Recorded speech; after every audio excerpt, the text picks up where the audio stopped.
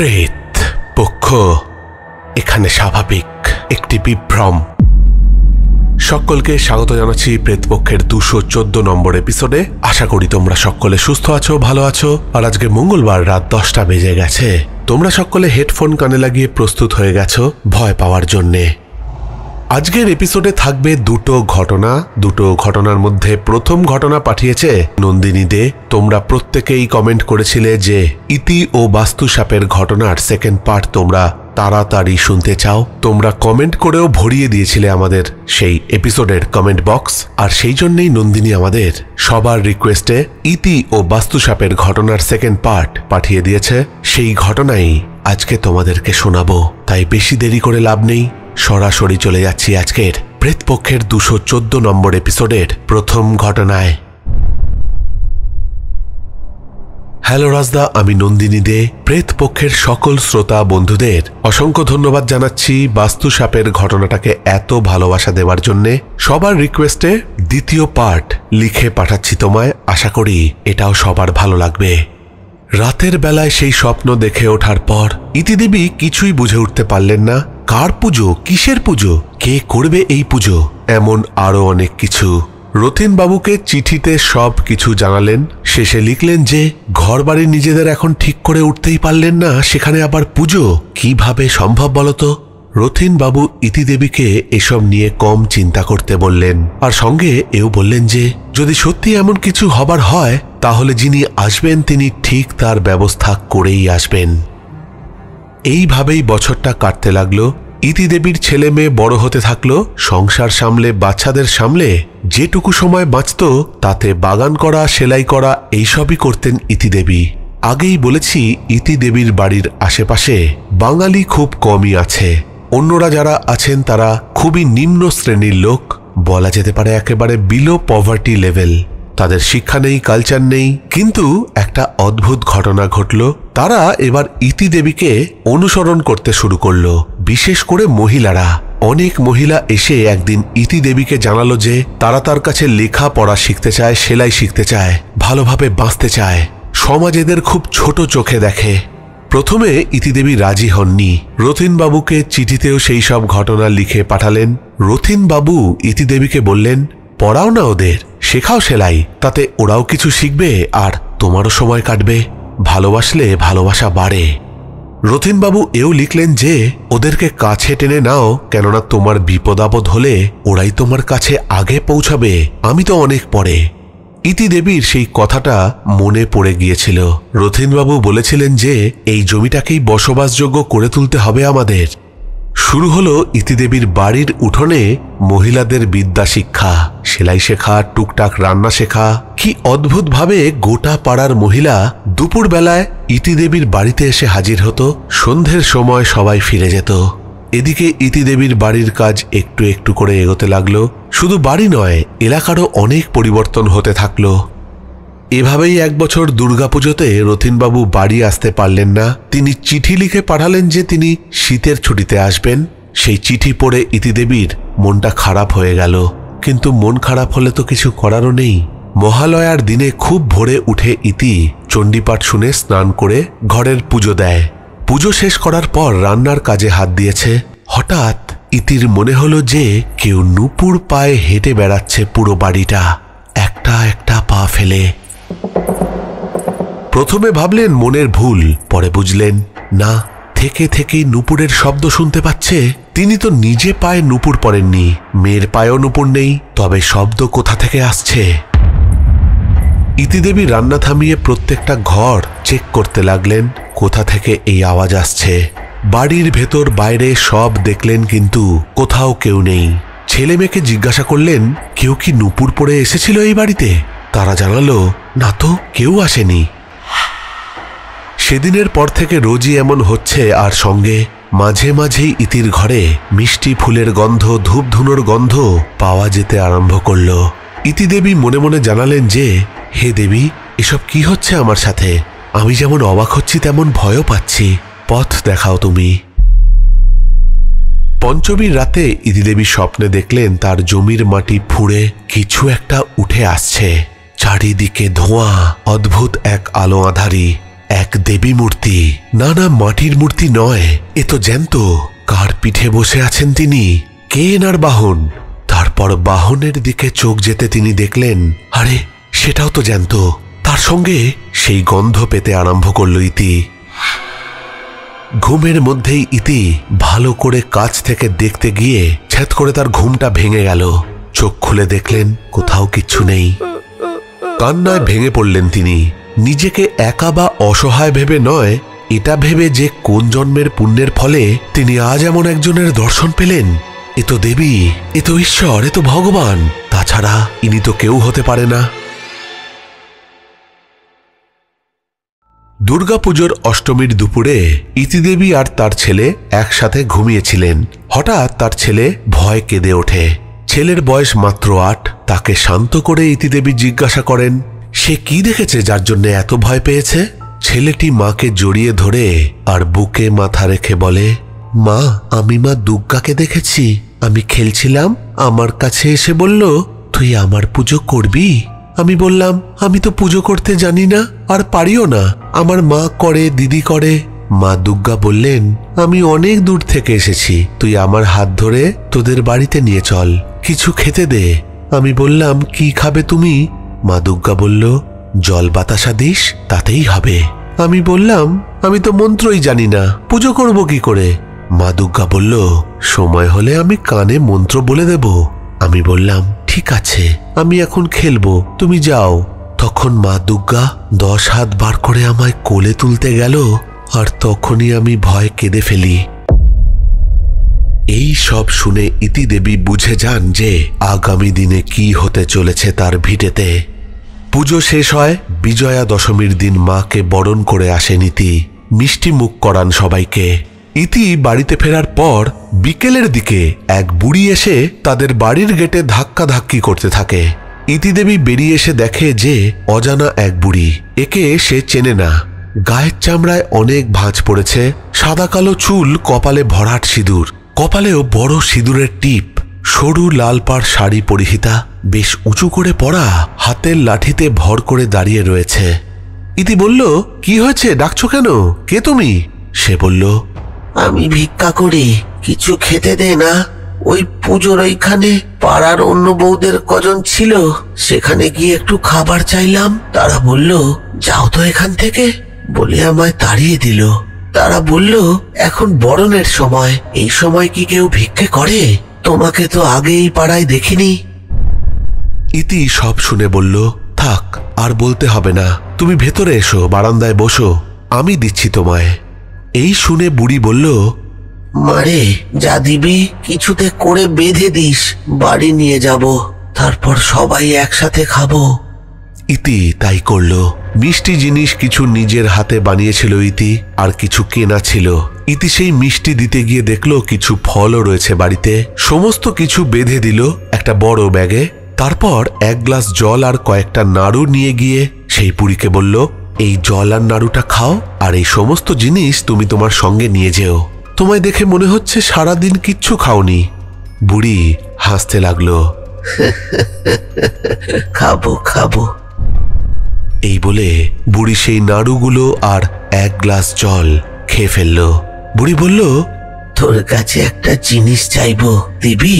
ইতি বলল, কি? বুড়ি বলল, একটা পরার শাড়ি দিবি আমাকে? দেখ না, একজনের কাছে চেয়েছিলাম, সেই ছোট কাপড় দিল, পরে লজ্জা লাগছে। দিবি একটা কাপড়? পুরনো হলেও হবে, নতুন লাগবে না। ইতি বলল, দাঁড়াও একটু। তারপর ইতি ঘরের ভেতরে গিয়ে আলমারি থেকে একটা নতুন কাপড় বার করে তার সাথে একটা লাল ব্লাউজ দিয়ে প্যাকেটে করে বুড়ি মাকে দিল। বুড়ি ওটা পেয়ে কি যে খুশি হলো সেটা বলার ভাষা নেই। চোখগুলো যেন চকচক করে উঠল। এমন সময় ঘরের ভেতর থেকে তার মেয়ে ডেকে উঠল। বুড়ি বলল, যা, তোর মেয়ে তোকে ডাকছে। ইতি সেই বুড়িটিকে বলল, হ্যাঁ, তুমি বসো, আমি একটু শুনেই আসছি। মেয়ের ডাক শুনে ইতি ভেতরে গেল। তারপর ফিরে এসে দেখে সেই বুড়ি আর নেই। ইতি দৌড়ে গেটের কাছে গেল, সেখানে বুড়িকে পেল না। তারপর দৌড়ে পাড়ার মাথা পর্যন্ত গেল, তবু আর তার দেখা পাওয়া গেল না। এত তাড়াতাড়ি বুড়ি মানুষ কিভাবে হেঁটে চলে গেল? ইতি পাড়ার কয়েকজনকে জিজ্ঞাসাও করল যে তোমরা কি কোনো বুড়িমাকে দেখেছো এখানে? কিন্তু তারা জানালো যে তারা কেউ দেখেনি। এমনকি যে বউরা প্যান্ডেলে ছিল, যাদের কথা সেই বুড়ি বলছিল তাকে, যে তারা নাকি তাদেরকে বলেছিল যে আগে এদিকে কখনো তাকে দেখেনি, তারাও বলল যে কোনো বুড়িকে তারা যেতে দেখেনি। ইতির মনটা একটু বিমর্ষ হয়ে গেল। সে বাড়ি ফিরছে এমন সময় তার মাথার মধ্যে কয়েকটা কথা বাজতে লাগলো। আমি আসবো দেখতে, তবে সাপ রূপে নয়, অন্য যে কোনো রূপে। খেয়াল রেখো সেই দিন খালি হাতে কাউকে ফিরিও না, একটু ফল প্রসাদ হলেও তার হাতে তুলে দিও।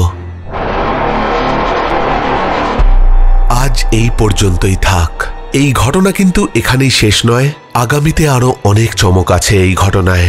আজ এই পর্যন্তই থাক। আর প্রেতপক্ষের সকল শ্রোতা বন্ধুদের বলতে চাই যে বিশ্বাসে মিলায় বস্তু, তর্কে বহুদূর।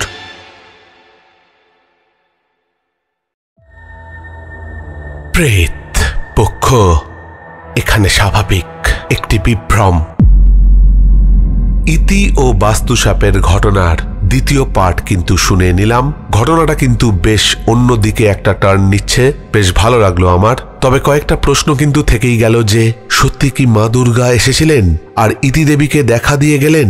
এই মুহূর্তে তো জানার উপায় নেই। আশা করি আগামী এপিসোডে এর জট খুলবে। তোমাদের কিরকম লাগলো এই ঘটনা অবশ্যই কমেন্ট করে জানাবে। যারা নতুন শুনছো আমার এই চ্যানেল অবশ্যই সাবস্ক্রাইব করে নিও যদি তোমাদের ঘটনা ভালো লেগে থাকে। পুরনো যারা শ্রোতা তাদেরকে বলবো যে তোমরা একটু ঘটনা শেয়ার করে দিও বন্ধু বান্ধব আত্মীয় স্বজনকে, যাতে কিনা আমাদের পরিবার আরো বড় হয়ে ওঠে। আর যদি ঘটনা আমাকে পাঠাতে চাও তাহলে পাঠিয়ে দিতে পারো আমাদের প্রেতপক্ষের অফিসিয়াল ইমেল আইডিতে pretpokho@gmail.com এ। সব থেকে সহজ উপায় হচ্ছে হোয়াটসঅ্যাপ নাম্বার হচ্ছে 9432129921। এখানে তোমরা ঘটনা টেক্সট করে পাঠাতে পারো। প্রেতপক্ষের ফেসবুক পেজ ইনবক্স রয়েছে, সেখানেও তোমরা ঘটনা টেক্সট করে পাঠাতে পারো। সমস্ত লিঙ্ক কিন্তু তোমরা প্রত্যেকটা ভিডিওর ডেসক্রিপশন বক্সে পেয়ে যাবে। তবে হ্যাঁ, ঘটনা পাঠাবার আগে একটা জিনিস দেখে নিও যে সেই সব ঘটনা যেন অন্য কোনো social media platform, YouTube, Facebook, যেখান থেকে হোক তুলে নেওয়া বা কপি করে নেওয়া ঘটনা যেন না হয়। কেননা কপিড কন্টেন্ট শোনালে কপিরাইট ক্লেম আসবে, আর কপিরাইট ক্লেম এলে আমাকে সেই ভিডিও বা সেই এপিসোড ডিলিট করে দিতে হবে। আজকে আমরা প্রেতপক্ষের 214 নম্বর এপিসোডে চলে এলাম। তোমরা কিন্তু ছোট এপিসোডে একেবারে অভ্যস্ত নয়, তাই আজকে আরেকটা ঘটনা হয়ে যাক। ঘটনা পাঠিয়েছে দেবশ্রী দাস, পুরকায়স্থ, কসবা থেকে। দেবশ্রী আমাকে লিখেছে, হাই রাজদা, আমি তোমার প্রেতপক্ষ চ্যানেল বিগত 8 মাস ধরে শুনছি। প্রায় সব কটা ঘটনাই আমার শোনা হয়ে গেছে। আজকে আমারই সাথে একটা ঘটনা তোমাকে লিখে পাঠাচ্ছি। জানি না ভালো লাগবে কিনা, হয়তো ফেকও মনে হতে পারে, কিন্তু যে যাই ভাবুক ঘটনাটা আমার সাথেই ঘটেছিল এবং অন্তত আমার কাছে এই ঘটনা 100% সত্যি। দেবশ্রীকে জানাতে চাই যে ঘটনা সত্যি মিথ্যে এর যাচাই কিন্তু আমরা করি না। ঘটনা ভালো হতে হবে, তার এন্টারটেনমেন্ট ভ্যালু হতে হবে, তাহলেই আমরা চ্যানেলে পড়ে শোনাই। এবং আমরা সব সময় বলি যে এই সব ঘটনা তোমরা সব সময় মনোরঞ্জনের জন্য শুনবে, এন্টারটেনমেন্টের জন্য শুনবে। আমরা কখনোই কোনো রকম কুসংস্কার, অন্ধবিশ্বাস বা কোনো মিস ইনফরমেশন ছড়াই না। আমরা এই চ্যানেলে শ্রোতাদেরই পাঠানো ঘটনা পড়ে শোনাই। ঘটনা সত্যি কি মিথ্যে এর যাচাই কিন্তু আমরা করি না। তাহলে বেশি দেরি করে লাভ নেই, সরাসরি চলে যাচ্ছি আজকের প্রেতপক্ষের 214 নম্বর এপিসোডের দ্বিতীয় ঘটনায়। 2022 সালের এক শীতের রাত, ডিসেম্বর মাস। আমি কলকাতারই এক আইটি কোম্পানিতে কাজ করি। প্রত্যেক দিনই অফিস থেকে ফিরতে প্রায় রাত 2:30 বেজে যায়, কখনো বা 3:30। আমার কাজের শিফটটাই এরকম। আমাদের বাড়ি 2 তলা, নিচের তলায় আমি আর আমার মা বাবা থাকি, আর ওপরের তলায় একটা ঘরে থাকে আমার ভাই, আর আরেকটা ঘরে দাদু ঠাকুমা থাকতেন। তবে দাদু কোভিডের সময় মারা গেছেন। ঠাকুমারও শারীরিক অবস্থা খুব একটা ভালো নয়। কিছুদিন আগেই হাসপাতাল থেকে ফিরেছেন। অবস্থা এতটাই খারাপ, বুকে প্রচন্ড সর্দি জমেছে, লাং কনজেশন, বয়সকালে যা হয় আর কি। একেবারে যায় যায় অবস্থা হয়ে গিয়েছিল। কোনো রকমে মৃত্যুর হাত থেকে বেঁচে ফিরেছেন। তবে বাবা 24 ঘন্টার একটা নার্স রেখেছেন তার দেখাশোনা করার জন্যে। সেই নার্স ঠাকুমার ঘরেই থাকে এবং ঠাকুমার সাথেই শোয়। আমি সেই রাতে বাড়িতে যখন ঢুকি তখন প্রায় রাত 2:45 বাজে। আমার কাছে বাড়ির চাবি থাকে।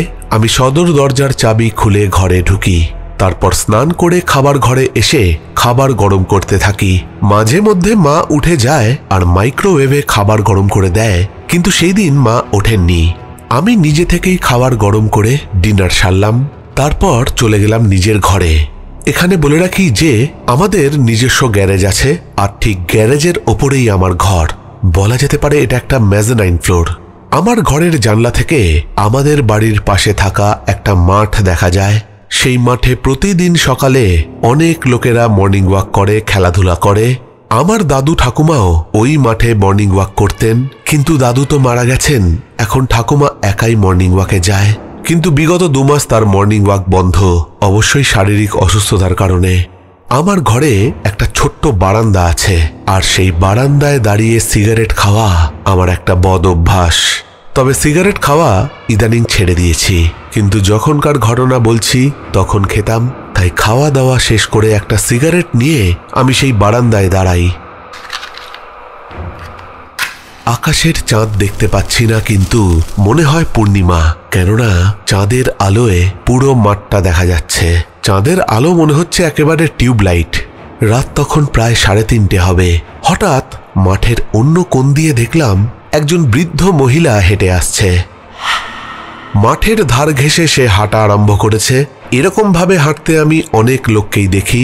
তারা একেবারে মাঠের বাউন্ডারি ধরে পুরো মাঠ গোল করে হাঁটতে থাকে। কিন্তু অবাক ব্যাপার হচ্ছে এটাই, রাত 3:30-র সময় কারুর মর্নিং ওয়াক করার প্রয়োজন কেন হবে? সেই মহিলা আমার থেকে অনেকটাই দূরে। সে হেঁটে আমার দিকেই আসছে, তবে আমি ব্যাপারটা খুব একটা পাত্তা দিলাম না। মনে ভাবলাম এরকম অনেক বৃদ্ধ মহিলা ভোরবেলায় ওঠে লোকের বাড়ি থেকে ফুল চুরি করার জন্যে, তাদের মধ্যেই কেউ হবে হয়তো।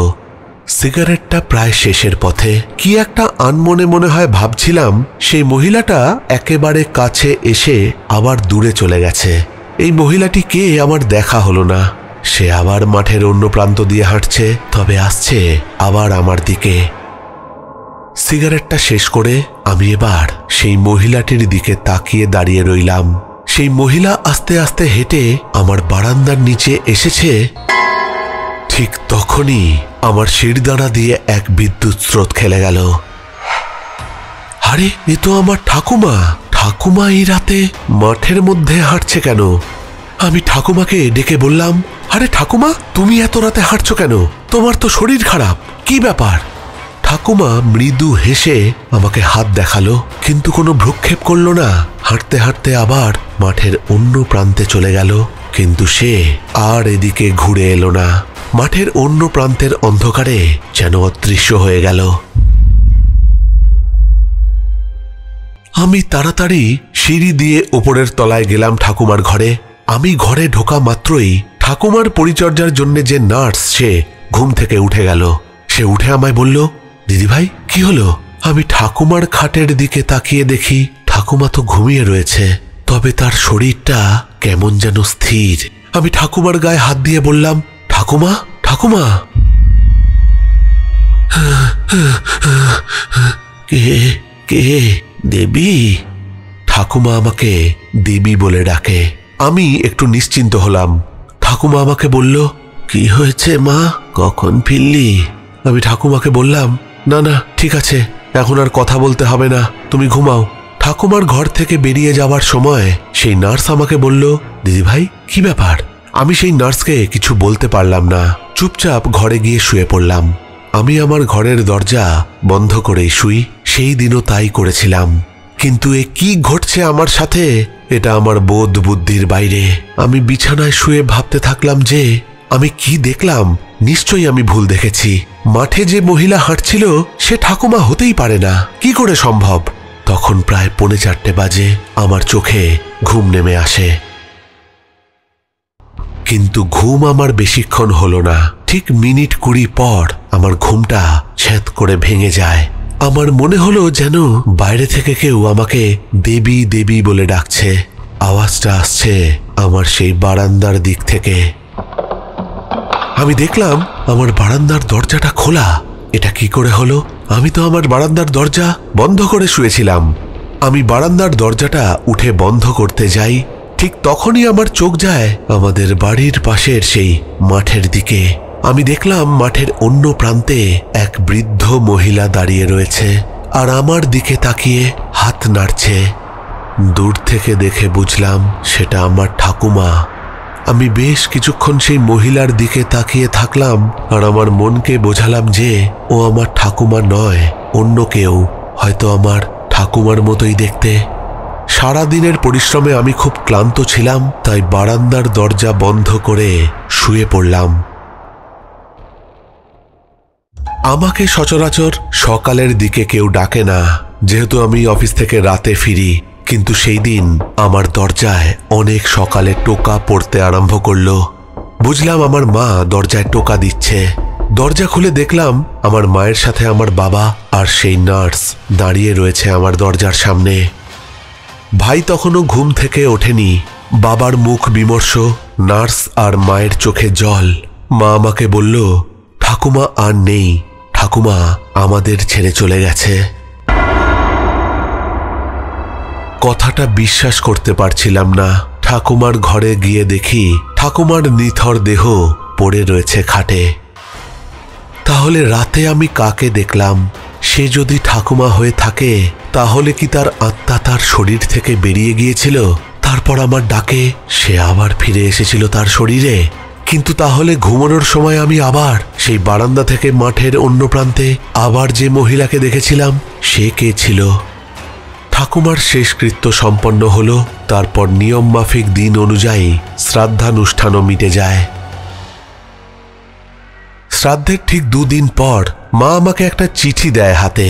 ঠাকুমা এই চিঠি আমাকে দিয়ে গেছেন আর বলেছিলেন যে আমি যখন এই পৃথিবীতে থাকব না, তখন যেন এই চিঠি দেবীকে দেওয়া হয়। আমি খুব অবাক হয়ে যাই। আমি চিঠিটা নিয়ে ঘরে আসি আর দরজাটা বন্ধ করে দিই। ঠাকুমার শেষ স্মৃতি। চিঠিটা খুললাম। চিঠির মধ্যে লেখা আছে, দেবী, আমি তোমাকে খুব ভালোবাসি। যেদিন আমি তোমার সাথে এই পৃথিবীতে থাকব না, তখন তোমার মনে খুব কষ্ট হবে, আমি জানি। তবে তুমি জেনো, আমি সব সময় তোমার সাথে আছি। সিগারেটটা কম খেও, পারলে ছেড়ে দিও। আর যখন আমার কথা মনে পড়বে, তোমার ঘরের তোমার ওই প্রিয় বারান্দা, যেটা আমারও খুব প্রিয়, সেইখানে দাঁড়িয়ে আমাকে তুমি ডেকো, আমি তোমায় ঠিক সাড়া দেব।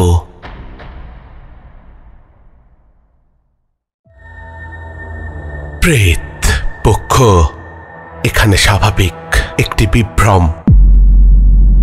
তো এই ছিল ঘটনা, একটা অদ্ভুত ঘটনা কিন্তু শুনে নিলাম। কিন্তু সত্যি এই ঘটনার কিন্তু কোনো ব্যাখ্যা আমার কাছে নেই।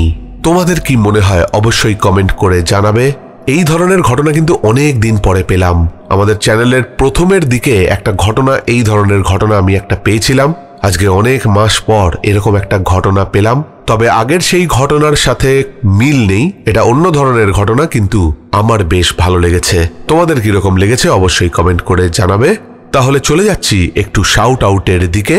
কমেন্ট করেছে Manisha, Somnath Das, Kajal, Chumki Ghosh, techno vlogs, Amrita Banerjee, Lovely Sultana, Sharmistha Ghosh, Tanmoy Mondal, বৌমণি, সৌমিত্র সর্দার, পারমিতা চক্রবর্তী, লোপা মিনি ভ্লগ লিখেছে, দারুণ ঘটনা, লাস্ট পর্যন্ত এটাই বলছি, অপরাধ করে কেউ পার পায় না। সুমন পাত্র লিখেছে, ভেরি নাইস এপিসোড, বেলার আত্মা শান্তি পাক। কিছু কিছু ক্ষেত্রে আমি তোমাদের কমেন্ট পড়ে বুঝতে পারি যে ঘটনা কিন্তু তোমাদের মনকে ছুঁয়ে গেছে। এই যে সুমন পাত্র যে কমেন্টটা করেছে, ভেরি নাইস এপিসোড, বেলার আত্মা শান্তি পাক, এর থেকেই বোঝা যাচ্ছে যে ঘটনাটা কতটা তার মনকে টাচ করে নিয়েছে। এরপর কমেন্ট করেছে, যে ঘটনা পাঠিয়েছে সেই কমেন্ট করেছে নন্দিনী দে, তুমি জাস্ট অসাধারণ, এত সুন্দর করে বলো, থ্যাংক ইউ সো মাচ তোমাকে। নন্দিনী, তোমাকেও থ্যাংক ইউ জানাচ্ছি যে এখনো পর্যন্ত 22টা এপিসোড, একটা ঘটনা এখনো পড়ে শোনাতে বাকি রয়েছে। তোমার এই চ্যানেলের প্রতি এত ডেডিকেশন সত্যি মানে অতুলনীয়, মানে কোনো বলার ভাষাই নেই আর কি। তুমি বাড়ি থেকে বেরিয়ে, তোমার সঙ্গে আমার কথাও হয়েছে ফোনে, হোয়াটসঅ্যাপে, যে তুমি রীতিমতো ঘটনা সংগ্রহ করার জন্যে এদিক ওদিকে যাও, মানে এটা যে কি বলবো, মানে আমার সত্যি কোনো বলার ভাষা নেই। কমেন্ট করেছে অন্বেষা মণ্ডল, লিখেছে, দাদা তোমার গলায় গল্প শুনতে জাস্ট অসাধারণ লাগে, খুব ভালো থেকো আর আমাদের এইভাবেই গল্প শুনিয়ে যাও, God always bless you. Falguni Roy লিখেছে, তোমার কণ্ঠস্বরে ঘটনাটা super duper hit. Chaitali Sardar লিখেছে, খুব সুন্দর একটি রাত, 3:23 আমি শুনছি, কাল জামাই ষষ্ঠী। ও হ্যাঁ, আমাদের পরিবারের জামাইদের কিন্তু জামাই ষষ্ঠীর অনেক অনেক শুভেচ্ছা ও ভালোবাসা জানিয়ে রাখছি। সবাই কিন্তু পেট পুড়ে শ্বশুরবাড়িতে খেও, আর অবশ্যই কিছু গিফট নিয়ে যেও শাশুড়ির জন্যে। সুদেশনা সিনহা রয় লিখেছে, খুব খারাপ লেগেছে বেলার জন্যে, তবে একদম ঠিক করেছে বেলার আত্মা তার অত্যাচারীদের কঠোর প্রতিশোধ নিয়ে, ভালো লাগলো। এই যে আরেকটা কমেন্ট, মানে বোঝা যায় যে কমেন্টগুলোর মধ্যে যে এপিসোডটা বা ঘটনাটা কিন্তু একেবারে মনে দাগ কেটে গেল তোমাদের। কমেন্ট করেছে নবনীতা দে, লিখেছে অসাধারণ লাগলো আজকের এপিসোডটা, খুব সুন্দর করে ঘটনাটা বলেছেন, তাই আরো ভালো লাগলো শুনতে, থ্যাঙ্কস টু প্রেতপক্ষ। কমেন্ট করেছে প্রতনু ব্যানার্জি, ঈশান দাস, তন্ময় মণ্ডল, বিবেক দাস, জোয়া, লিখেছে জাস্ট টু গুড। নন্দিনীদির প্রতিটা গল্পই এতটা রিয়েল লাগে আর গুজ বাম্পস চলে আসে, আর তুমি এত সুন্দরভাবে পাঠ করো, ব্যাকগ্রাউন্ড মিউজিক আর থাম্বনেল সবই 100/100। কমেন্ট করেছে দোলন মল্লিক, লিখেছে নন্দিনীদির ঘটনা অসাধারণ আর রাজের উপস্থাপনা খুব ভালো, কিন্তু ঘটনাটা খুবই মর্মান্তিক। কমেন্ট করেছে একলা পথের পথিক রে ভাই, রিয়া গুহ, তারা পাসওয়ান, মোহাম্মদ মঞ্জু, টুম্পা সহদেব, কাকলি, আশিস কোলে, দ্বিজেন বিশ্বাস, সায়ক বেজ, সুমিত্রা পট্টনায়ক, নসরিন খাতুন লিখেছে হাই দাদা, আপনার ভয়েসে গল্পগুলো জাস্ট অসাম, আমার পুরো ফ্যামিলি আপনার ফ্যান, আমার দুটো মেয়ে একটি ছেলে, মেজো মেয়ে ইস্মিকা, ওর আজ বার্থডে, আপনি প্লিজ ওকে উইশ করবেন দাদা, আর আমার ছেলের নাম রাহিদ মল্লিক। নসরিনকে, ইস্মিকাকে আর রাহিদকে অনেক অনেক ভালোবাসা, তোমরা খুব ভালো থেকো আর চ্যানেলের পাশে এইভাবেই থাকো। কমেন্ট করেছে সুরজ ধানুকি, লিখেছে এখন রাত্রি 12টা আর আমার কানে দাদার ঘটনা, ভয় পাওয়ার জন্যে এর থেকে আর ভালো সময় হয় না দাদা, তুমি চালিয়ে যাও, সাথে আছি, লাভ ফ্রম ডোমজুর। কমেন্ট করেছে গীতা গোস্বামী, অপর্ণা সাহা, সঙ্গীতা মজুমদার, সুতপা নাগ, লিখেছে বহু অপেক্ষার পর আমার মেয়ে এপিসোড শুনতে পারেনি, তাই আমার ওপর একটু ক্ষেপে গেছে, আমি এই জাস্ট শুনলাম ওর অনুপস্থিতিতে, আবারও একটা নন্দিনীর পাঠানো অসাধারণ ঘটনা শুনে নিলাম, যেমন ভয় লাগলো তেমনই ভালো লাগলো। হ্যাঁ, এটা সত্যি, সুতপা তোমার মেয়ে অনেকটাই ছোট, তাই এই ঘটনা ওকে শোনানো উচিত হতো না। কমেন্ট করেছে আশিস কুমার দে, নিকিতা কর্মকার, লিখেছে সব কথার শেষে টান দিয়ে কথা বলাটা খুব ইরিটেটিং লাগে, আপনি দয়া করে টিউনটা চেঞ্জ করে গল্প বলুন, ধন্যবাদ। কি করবো বলো নিকিতা, আমার গলাটাই এরকম, আর 2 বছর হয়ে গেল স্টাইলটা চেঞ্জ করতে হয়তো পারবো না, চেষ্টা করব। যদি তোমার মতো আরো অনেকেই বলে যে ইরিটেটিং লাগছে, তাহলে অবশ্যই চেঞ্জ করতে বাধ্য হব, তবে তার আগে নয়। কমেন্ট করেছে নো ওয়ান, লিখেছে এসে গেছি আমি ফার্স্ট। আচ্ছা, এটাই লাস্ট কমেন্ট ছিল। এই সব কটা কমেন্টই এসছে গোপনাঙ্গ ছিঁড়ে অতৃপ্ত প্রেতাত্মার ধর্ষণের প্রতিশোধের ঘটনা প্রেতপক্ষের 212 নম্বর এপিসোডকে উদ্দেশ্য করে। তাহলে আজকের মতো এখানেই শেষ করছি, ফিরে আসবো পরের সপ্তাহে নতুন কোনো ঘটনা নিয়ে, ততক্ষণের জন্য তোমরা সকলে ভালো থেকো, লাভ ইউ অল, টাটা।